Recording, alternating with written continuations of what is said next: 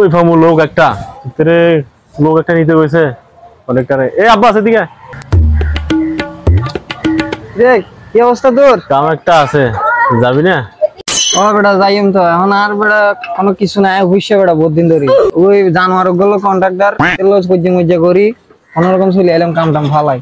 হ্যাঁ হইছে, এত কিছু বাদ দে, তোরও দোষ আছে, তুই কাম কর। আর আমি জেনে লই যাবো, এনে ঠিক মতো কাম করবি, টিয়া ভাবি। আর এখন দুঃখ খাইতে বেটা বহুত দিন আগে বুঝছস।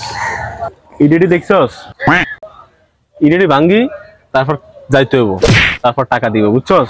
ভাঙ, আমি আইতেছি। কি কাম করতাম আই বলে দেখিনি ইট বাইনতাম বল আগে অনেক কাম শুননি আই বলে আবার বলি তোর করে গিয়ে আর লাগাই দি কাম যেভাবে কথা ক জানিতে কোম্পানিতে ব্যাক কিছু কথাবার্তি বোঝা যায়। ও ভিতরে কাম একটা লাগাই দিছি, এখন খুব রিল্যাক্স। একটু কাম করবো, বসে আইলে আর কিছু বকশিসও দিব, ওই মাই করছি।